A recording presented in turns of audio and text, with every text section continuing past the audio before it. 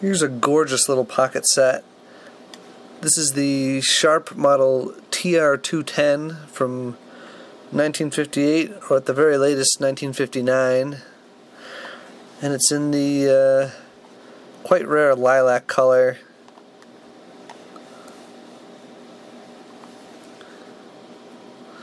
This model also came in a beautiful red and black color combo. Now this particular example here is very early.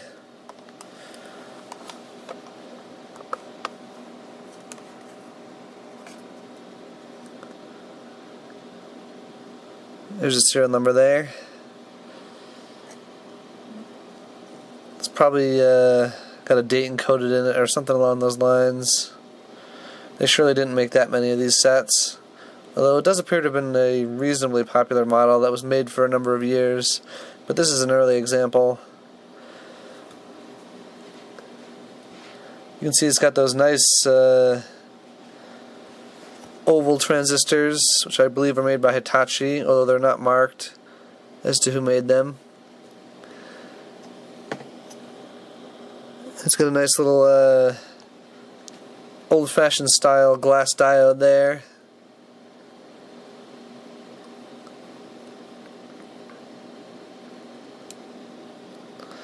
And a fairly early plastic variable tuning cap.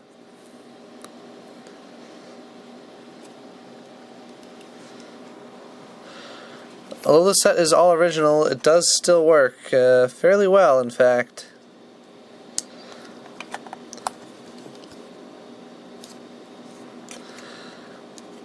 It's a bit of a squeeze getting the modern battery in there. I think this one's smaller than the other one I tried, so the lid might be able to close with it in there. I'm definitely not going to force it though.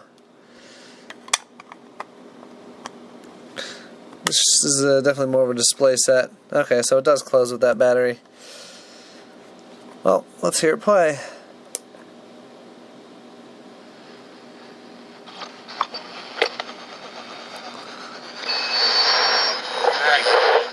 I just took it off and held it out, and he picked it up and signed it for me, so nice.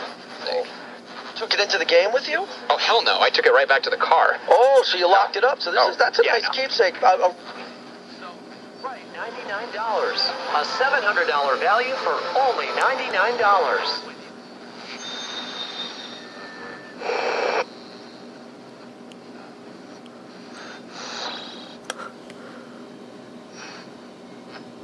Wow, what a shot! Gray goes bye-bye birdie in the center field area. It's a two-run home run for the Birdman of New York, and the Yankees take a 3-2 lead. 6 home runs, 19 RBIs for Bird. He's been up about a month. That's the second home run he's hit off of Odorizzi. And 5 of his 6 home runs with the Yankees have given them a lead, just like that one did. 3-2 in the 4th inning. It would probably sound a little better with a recap, but since this is a rare set and it's working reasonably well, I think I'm going to leave it alone.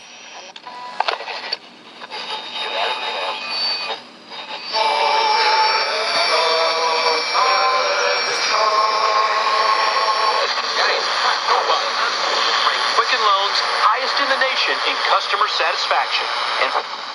So they did some nice thing on offense, the Bears. Their defense looked improved against the Packers, but it picks up quite a bit more stations at the top of the band, although in this area there are more stations at the top of the band. Your business can still get involved. Get a vendor spot. Show off your... Between 10 and 11 a.m. to correctly identify.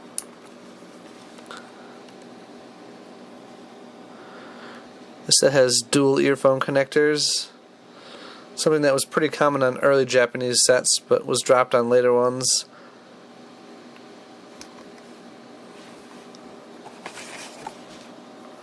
I don't think I've seen any that actually include 2 earphones. Now I also have the original leather case for this set, which is in great shape for the most part. There's some stitching coming loose there. It's a very form-fitting case. I don't want to leave the radio in the case actually, because it might damage the metal finish. Some of this might be from being in the case. You can see it's fairly nicely padded on the inside too.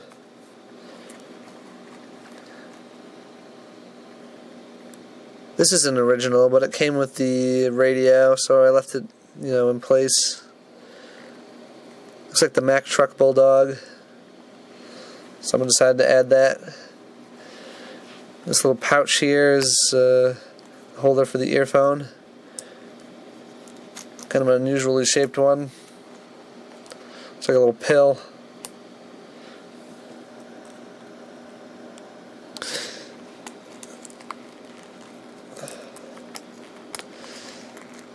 Oh wait, never mind. Someone just stuffed a spare earpiece over the connector, and it's like bonded onto it. I'll have to see if I can separate that without damaging it. Looks like this earphone was actually used. It's kind of gross. As I said before, you generally find these things either completely mint or kind of gross. Not a lot of middle ground. They made you look like you were using a hearing aid, which, at the time people really didn't want others to think. So a lot of people didn't use the earphones, and consequently, lost them or threw them out or whatever. Thankfully, I've got the whole package with this one, other than, of course, the box and packaging and whatnot. This is definitely a keeper. It says made in Japan there in tiny print.